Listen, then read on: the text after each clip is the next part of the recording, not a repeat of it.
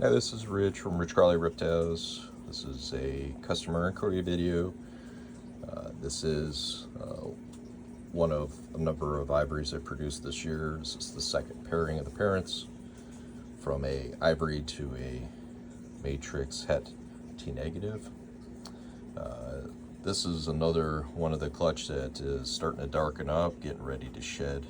And of course the ivories get whiter and whiter as they get older. So this one is feeding on frozen thawed jumbo mice.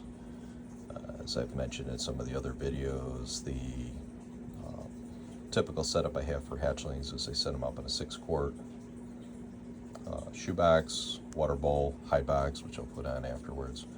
And then once they get to about 7-8 months, some slower, some faster, I'll move them up to a 16-quart, then a 32-quart, and then they go to the sub-adult enclosures, which are typically CV70 or 80, ARS 8514s, which many of them live out their life in the 8514s quite comfortably. I've got a couple that'll kick up into the 9706s, which are the really big enclosures, especially for my more active animals and some of my older ones. So one of the things I do want to stress, these guys are all very tame, very mellow. I say tame in the context of snakes, right? So they generally are not trigger happy, which is good. I handle them periodically, especially when I'm servicing the cages. Certainly I don't handle around feeding time, which I feed at night. Tends to allow them to get used to feeding at night, handling during the day. I'll be honest, if I did this 9 o'clock tonight, I'd get a different response. You'd see a lot more tongue flicks, a lot more interest, I guess, in the handling, expecting food.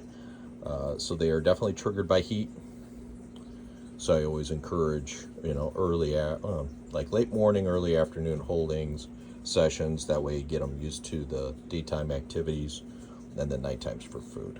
So you can see there are no tongue flickers. He's definitely checking me out. Always got to hold them with some form of confidence. I know it's tough for new keepers. If you feel like you're nervous about getting bitten, pair of nitrile gloves or even like normal garden or mechanics gloves will help. That way you get used to them, and you'll also see what they're like. If they do nip out, which can happen, I mean, it's, they're babies. They're like puppies. But their teeth actually are very small. So you'll get some pinpricks, but you're not going to get any serious damage. Even the adults have short teeth, comparatively speaking, with bigger snakes. So, but as you can tell, definitely dark background. The spine will keep that pattern color as they get older, but the sides are going to get into that really nice white coloration. So they'll tone out over time.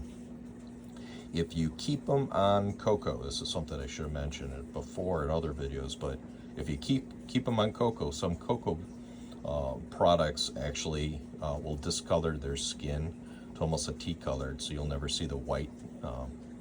So just something to keep in mind. If you want an ivory and you want to keep that beautiful white coloration as an adult, you might want to look at either products that don't bleed out in the water, or keep them on paper, which is just as successfully done. And keep all my animals on paper. So hope that helps. Enjoy.